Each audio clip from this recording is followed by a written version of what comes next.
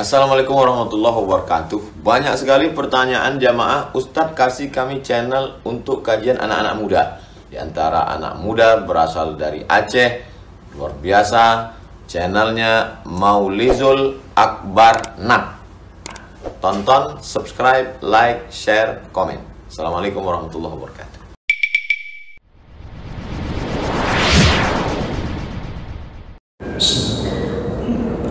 Assalamualaikum warahmatullahi wabarakatuh. Alhamdulillahi rabbil alamin wa ni'matihi tatimmu as-salihat. Asyhadu an la ilaha illallah wahdahu la syarika lah wa asyhadu anna Muhammadan 'abduhu wa rasuluhul karim. Allahumma shalli wa sallim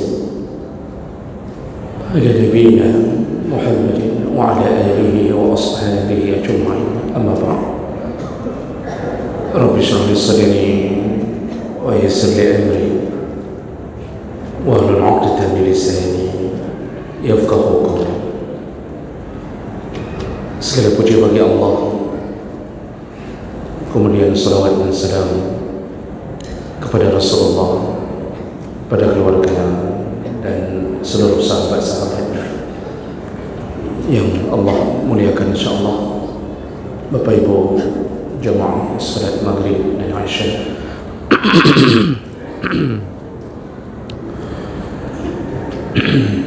Bapak Ibu yang Allah muliakan, kita sambung pelajaran kita. Di pertemuan yang lalu kita mulai memasuki pembahasan tentang fadilah atau keutamaan orang-orang yang senantiasa melakukan ibadah sunnah, dan kita sudah jelaskan sedikit bahwa ibadah sunnah itu tetap berada di bawah derajat ibadah yang wajib. Jadi jangan sampai ditipu oleh syaitan mengutamakan yang sunnah dan meninggalkan yang wajib. Dan juga kita sudah gambarkan di pertemuan yang lalu, kata atau bahasa sunnah itu beda konteks, maka beda maksud. Bagi orang yang terlalu bersemangat menggunakan kata-kata sunnah, meletakkan kata ini di sembarang tempat sehingga berefek kepada hukum dan ketersinggungan kepada orang-orang yang mungkin tersakiti dengan penggunaan yang tak benar. Nah, ini kita sudah jelaskan minggu yang lalu bahwa sunnah dalam ilmu hadis itu berbeda maksud dengan sunnah dalam ilmu usul fiqh dan juga berbeda dengan sunnah dalam ilmu fikih. Jadi saya tak jelaskan lagi karena sudah saya jelaskan panjang lebar di pertemuan yang lalu. Yang mudah untuk kita cerna, kalau sedang bicara dalam kapasitas usul fiqh atau fikih, maka lawan daripada sunnah adalah makruh. Ya Bapak Ibu, kalau sedang bicara fikih, lawan daripada sunnah adalah makruh. Kalau sedang bicara dalam ruang lingkup akidah, lawan daripada sunnah baru bid'ah. Jadi jangan letakkan kalimat di dalam ruang lingkup akidah ke dalam ranah fikih, sehingga menimbulkan perkara hukum yang fatal. Saya kasih contoh minggu lalu, Kalau ditanya orang apa hukumnya qunut subuh, maka seharusnya kita menjawab itu khilaf.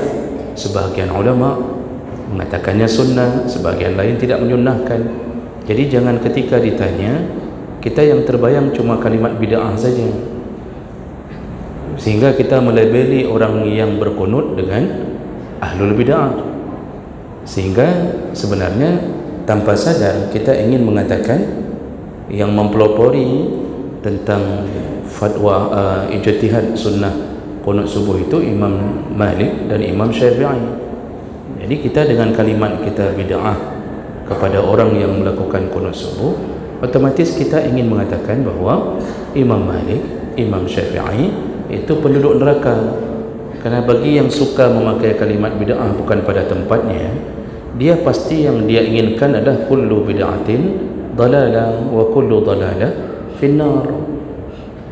Jadi bayangkan betapa hebatnya ilmu dan waraknya mujtahid yang bernama Imam Malik dan Syafi'i, sampai di tangan kita sudah jadi penduduk neraka hanya karena kebodohan kita memutuskan suatu perkara. Ya, kalau ada orang tanya apa hukumnya azan Jumaat 2 kali, seharusnya kita menjawab itu khilaf. Ya. Sebagian ulama itu mengatakan semenjak dari masa Utsman yang mulai mempelopori karena banyaknya jumlah kaum muslimin, maka azan Jumaat di masa Utsman kemudian disuruh untuk 2 kali untuk memanggil panggilan pertama. Ya. Nah kemudian ada sebagian ulama mengembalikan ke masa Rasul, jadi sunnahnya cukup sekali saja. Jadi kalau kita jawab bid'ah, maka kita ingin mengatakan bahawa Utsman bin Affan pelaku bid'ah. Jadi otomatis apa yang mau kita bilang? Dia tersesat, otomatis dia dalam neraka. Kenyan yang kena pegang, menyonyan dah jawab tapi dengan bid'ah. Ditanya orang apa hukumnya talak 3 langsung jatuh 3. Kalau kita mengatakan itu bid'ah, talak 3 langsung jatuh 3, seharusnya kita jawab itu khilafiyah. Bahkan mazhab yang 4 itu mengatakan talak 3 mengikuti ijtihadnya Umar bin Khattab, yaitu langsung jatuh 3. Sebahagian ulama lain itu mengatakan seharusnya kembali ke masa Rasul. Talak itu tetap berjenjang seperti anak tangga, walaupun ribuan diucapkan tetap jatuhnya 1 dulu, diucapkan 1000 lagi tetap jatuhnya 2. Tapi kalau kita menjawab apa hukumnya talak 3 langsung jatuh 3, maksudnya bagaimana dalam pandangan syariat? Kalau kita nyan bid'ah, berarti kita ingin mengatakan apa? Siapa penghuni neraka? Umar bin Khattab, sedangkan mereka nama-nama yang dijamin surga. Maka sekali lagi, sebelum melanjutkan keberanian kita dalam urusan hukum, sebaiknya belajarlah lebih dalam di mana menempatkan konsep ilmu berdasarkan hukum yang berlaku. Nah, jadi itu dulu fahami yang sudah kita berikan sedikit apa istilahnya ya, mungkin pencerahan lah. Jangan terlalu terbiasa seakan-akan seluruh mukmin yang lain selain kelompok kita semuanya salah. Padahal perasaan selalu merasa benar dan orang lain salah, itu perasaan iblis, Pak.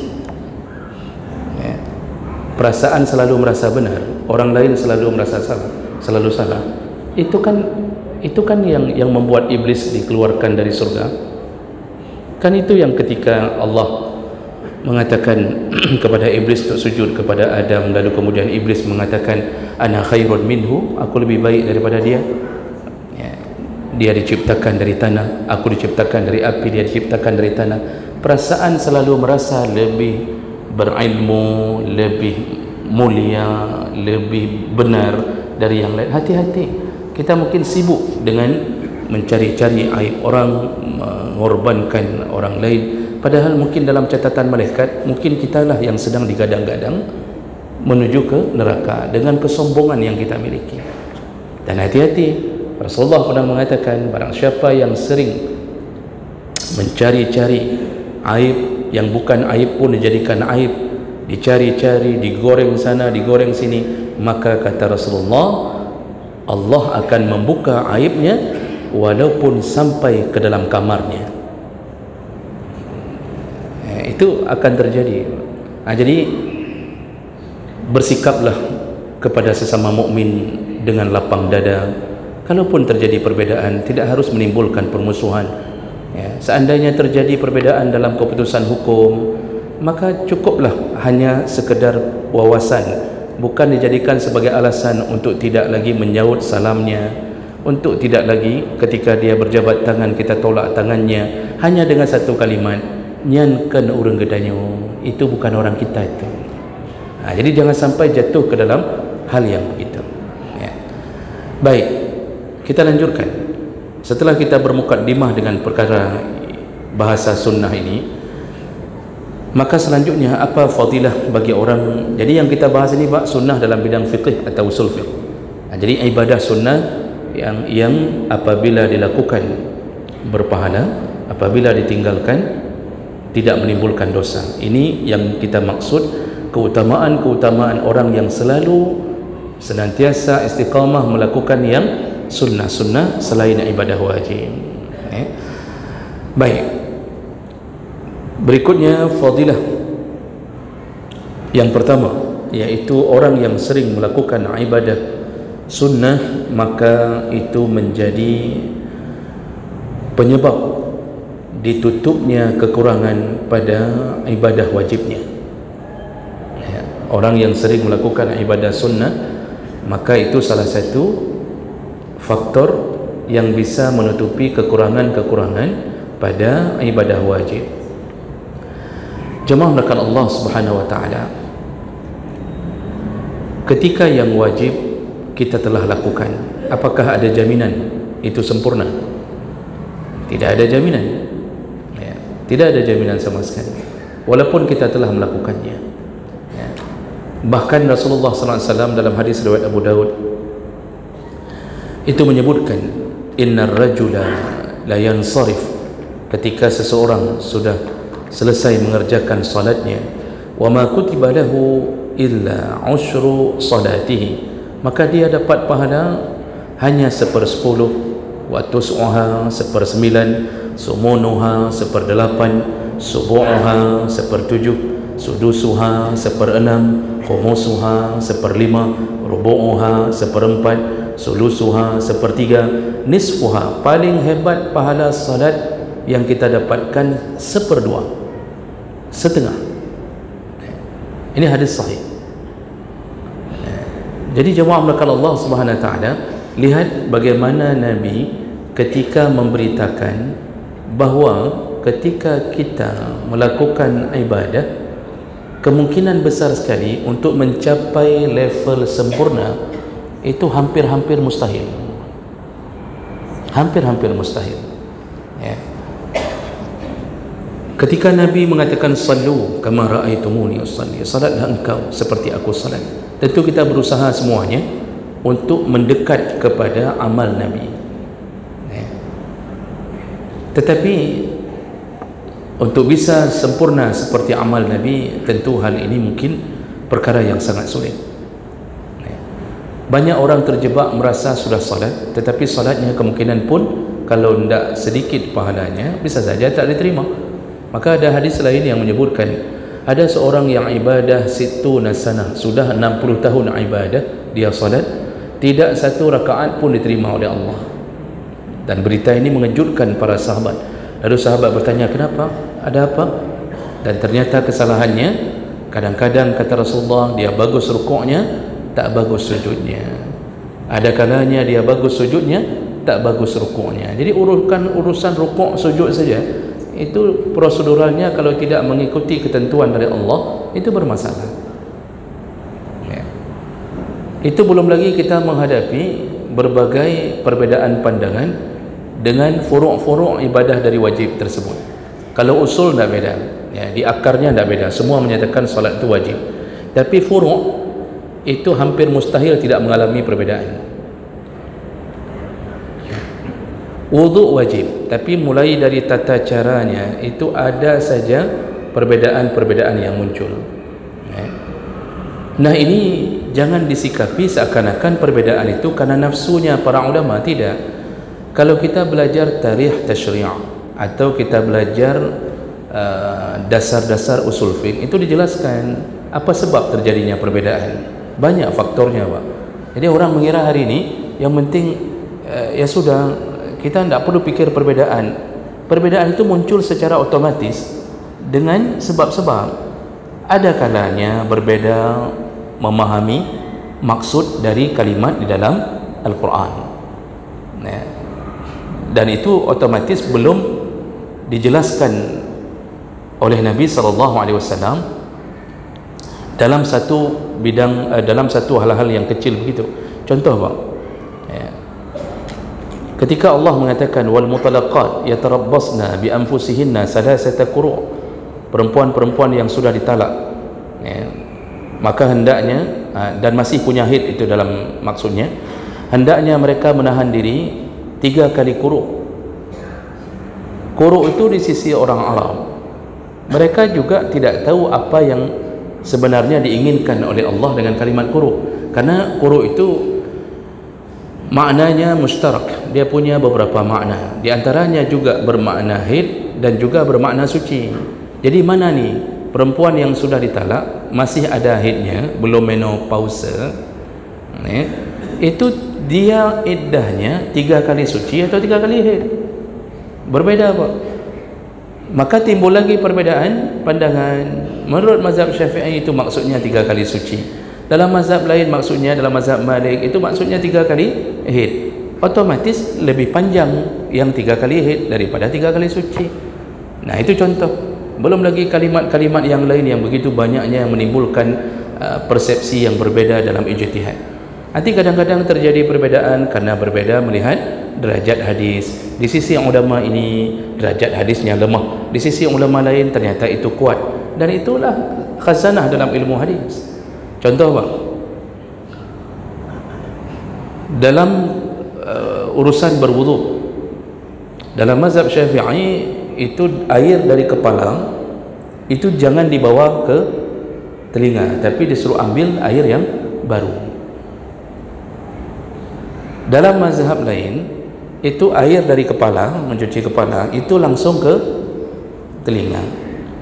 Di mana letaknya? Kok bisa beda? Apakah karena mereka bernafsu suka-suka yang penting beda? Enggak, ini orang-orang alim, Pak, bukan model-model kayak kita, ya, dia biar-biar, dia jangan-jangan, kan begitu kan contohnya, kan. Ini orang-orang mujtahid besar ini, para penghafal Quran. Ternyata mereka berbeda ketika melihat derajat hadis, yaitu al-uzunani minar ra'si, 2 telinga itu masuk bahagian kepala. Menurut mazhab selain Syafi'i itu hadis itu sahih, menurut mazhab Syafi'i hadis itu lemah. Makanya kepala tidak dianggap bahagian telinga oleh mazhab Syafi'i.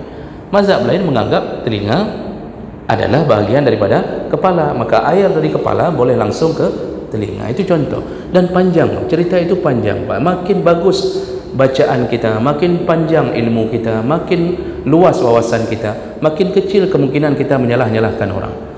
Maka yang paling suka itu berteriak sana teriak sini, itu kan yang si kerak-kerak balok itu, Pak, biasanya itu.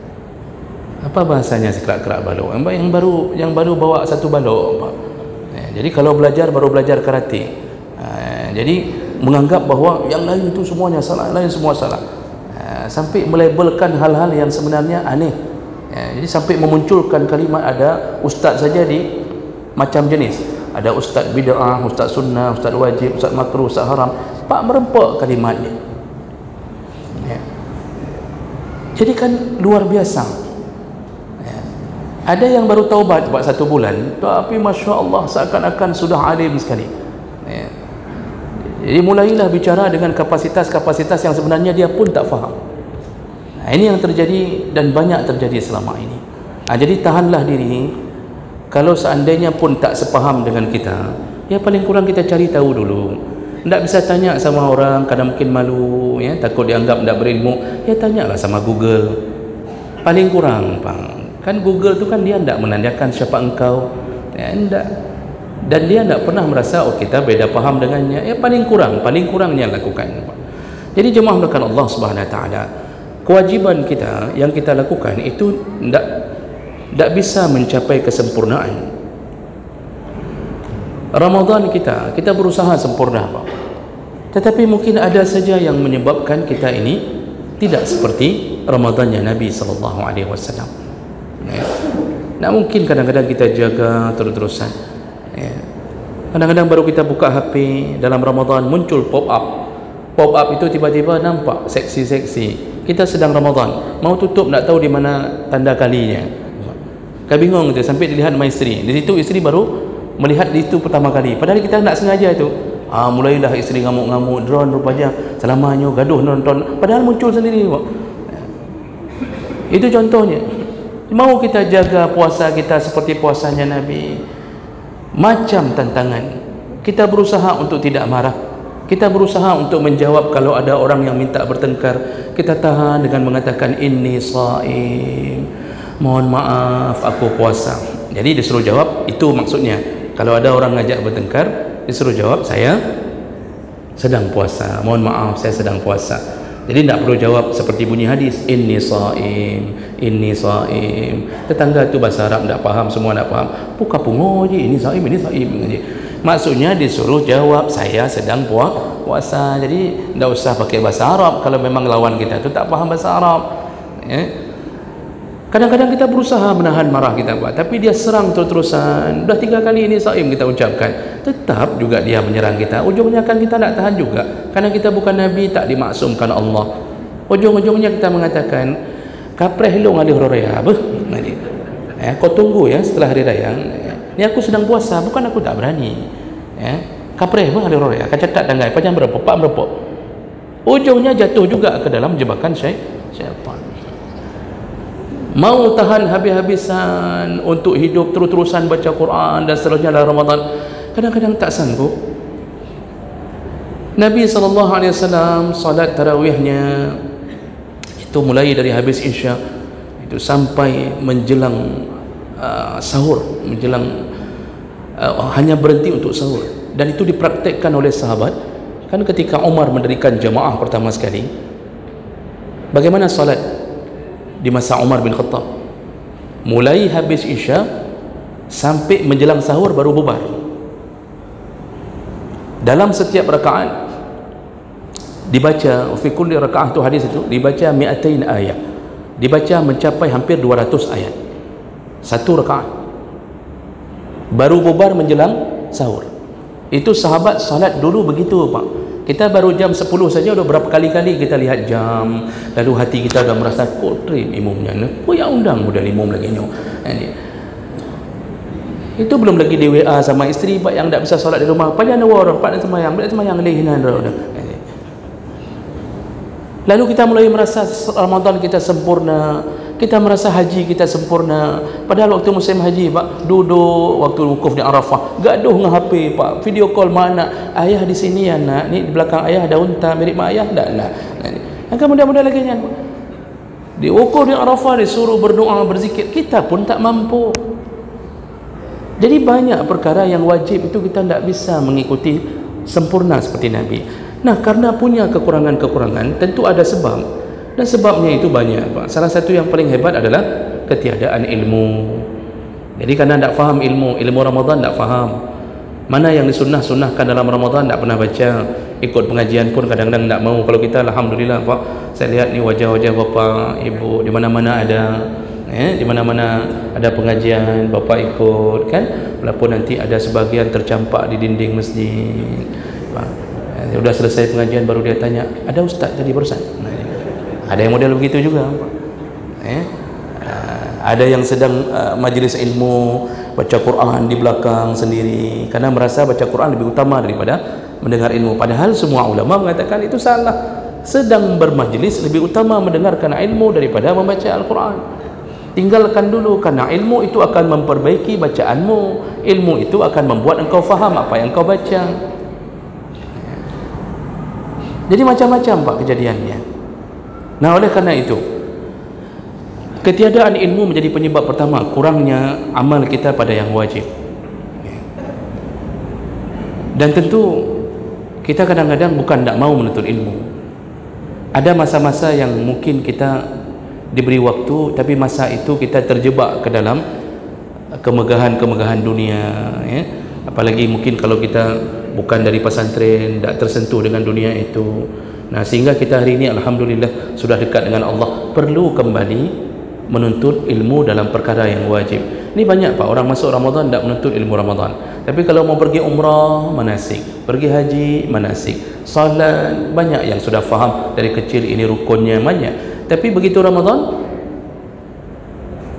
cuma nanya, kapan puasa?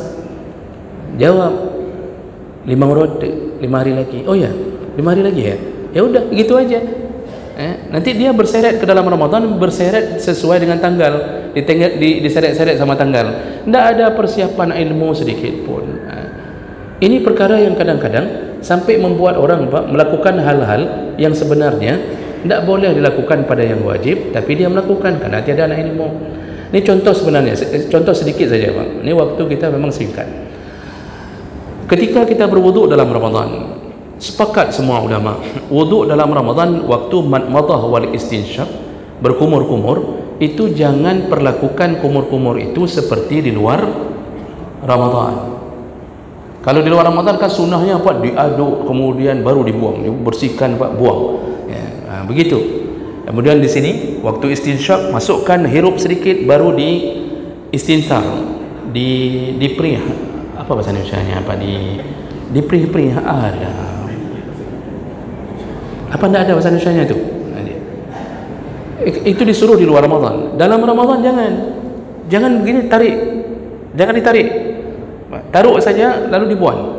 Lalu dalam waktu madmadah berkumur-kumur, taruh saja, masukkan, buang. Jadi jangan diaduk-aduk terlalu dalam. Ini ada lebih parah lagi Pak, masukkan 3 kali, dibuang 2 kali.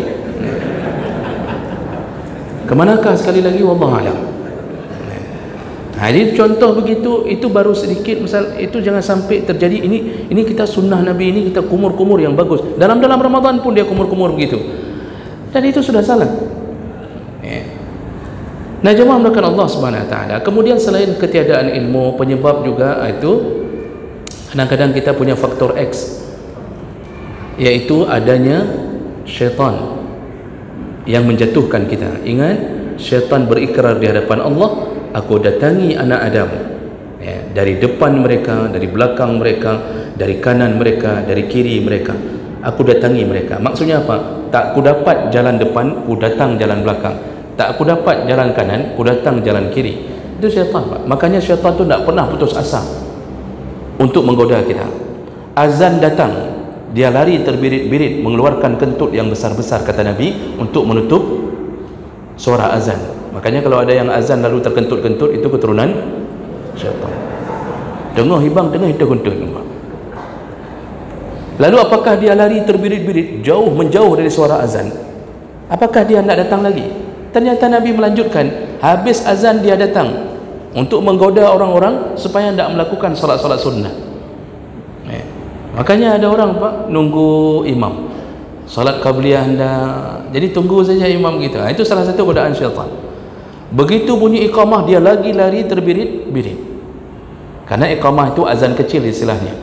Lagi lari terbirit-birit. Apakah dia datang lagi? Datang. Begitu selesai iqamah, dia datang. Saf-saf yang renggang dia masuk ya, dalam hadis Nabi menjelma menjadi anak-anak kambing hitam. Nah, kemudian digodalah setiap orang di dalamnya. Apa godaannya? Dia menyebutkan zakir kaza, ingatlah ini, ingatlah itu. Maka kita tidak sadar Pak, mengingat semua perkara yang tidak kita rencanakan. Tidak ada kita rencanakan, teringat Pak, macam-macam teringat waktu dulu kita masa SD ya. Kemudian waktu kita masuk ke WC di sekolah, kita hambur-hamburkan tahi kita ke dinding-dinding sekolah, tersenyum kedua tengah semayang. Teringat waktu kita di dalam rumah kita kehilangan ini, kemudian itu, Masya Allah, luar biasa godaan syaitan. Akibatnya tak sempurna ibadah kita. Lalu kemudian dibantu dengan tunggangan syaitan, yaitu nafsu. Syaitan sama nafsu kalau sudah saling bekerja sama, habis kita. Ini ada yang belum makan maghrib Pak, belum makan ni. Ini kan wajah-wajah belum makan ni Pak, nampak wajah-wajah belum makan kan. Itu waktu salat Isya, itu sudah mulai fikir, ini pulang ni apa ni, martabak atau mie goreng pakai 2 telur atau gimana ni. Ini dah mulai Pak, disetting waktu salat Isya. Padahal untuk apa kita setting salat Isya? Tapi muncul sendiri, itu syaitan mulai bermain. Makanya ibadah kita itu susah untuk mendapatkan kesempurnaan. Maka kalau begitu, apa yang kita butuhkan? Kita butuh penambalnya. Apa penambalnya? Perbanyaklah ibadah sunnah. Rasulullah SAW yang menyebutkan jaminan itu dalam hadis. Rasulullah mengatakan, inna awwala ma yuhasabu bihi al-'abdu yawmal qiyamah min amalihi salatuhu. Yang pertama sekali dihisab di hari kiamat adalah salatnya. Fa in saluhat faqad aflaha wa anjah. Kalau salatnya bagus maka dia telah beruntung, dia telah berhasil, ya, sukses di hadapan Allah. Wa in fasadat faqad khaba wa khasira. Kalau seandainya rusak maka sungguh dia telah celaka dan rugi.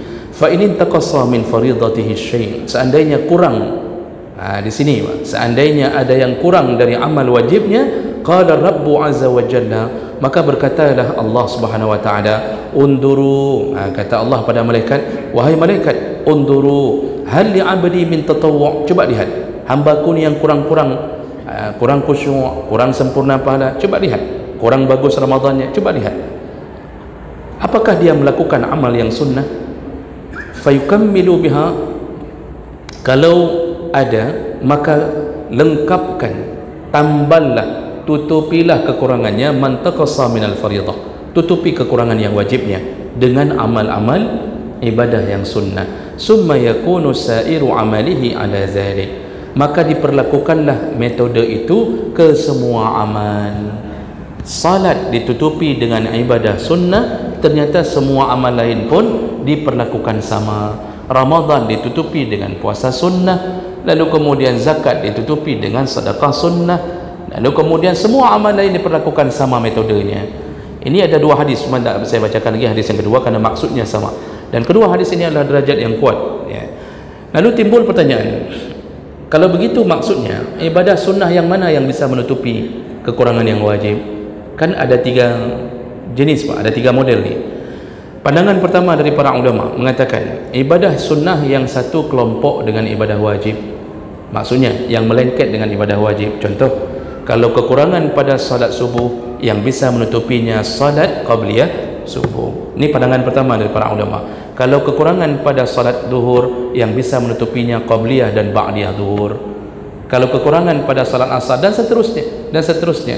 Jadi sebagian ulama mengatakan maksudnya itu. Jadi yang sering-sering qabliyah ba'diyah itu menutupi kekurangan wajib.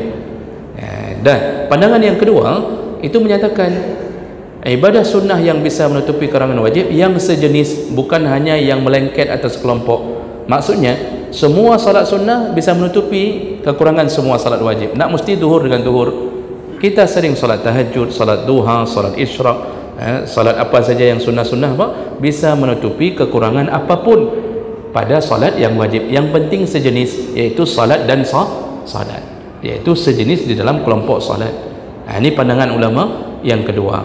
Jadi tidak peduli harus yang lengket dengan ibadah langsung, tetapi semua salat sunnah menutupi salat wajib. Semua puasa sunnah apapun bentuknya, nak mesti Syawal, nak mesti Sya'ban yang melengket ke Ramadan, itu tetap bisa menutupi kekurangan pada Ramadan. Ini pandangan yang kedua. Pandangan yang ketiga itu menyatakan bahawa semua ibadah sunnah bisa saling tutupi. Tak mesti solat dengan solat. Puasa sunnah bisa menutupi solat wajib, solat sunnah bisa menutupi puasa wajib. Ini kelompok yang ketiga mengatakan ini. Nah, dari tiga pandangan ini, inilah perbedaan-perbedaan seperti ini disebut dengan ijtihad, Pak. Dan ijtihad itu pada dasarnya tidak ada yang bisa menyebabkan dia jatuh ke dalam kesesatan.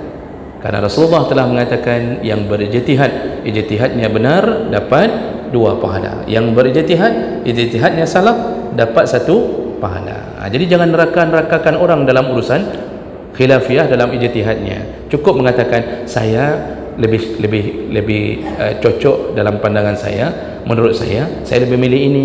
Itu saja sudah, kita sudah bijak dalam menyikapi perbedaan. Dari tiga pandangan ini, ternyata sebahagian besar ulama mengatakan pandangan kedua itu lebih dekat. Pandangan kedua lebih dekat. Maksudnya apa? Salat sunnah semua jenisnya bisa menutupi salat wajib. Nak mesti qabliyah dan ba'diyah. Asal sering-sering salat sunnah, maka insya-Allah menjadi penambal yang wajib. Kemudian kalau sering-sering puasa sunnah menjadi penambal kekurangan pada Ramadan. Dan ujungnya sebagai penutup, berarti yang diperhatikan Allah yang paling utama adalah yang wajib. Makanya ya, yang wajib bisa menyebabkan seseorang masuk surga walaupun tanpa yang sunnah. Cuma perlu yang sunnah untuk melengkapi yang wajib. Nah, ini pengetahuan kita di malam ini, mudah-mudahan bermanfaat. Subhanakallahumma bihamdik, asyhadu an la ilaha illa anta, astaghfiruka wa atubu ilaik. Wassalamualaikum warahmatullahi wabarakatuh.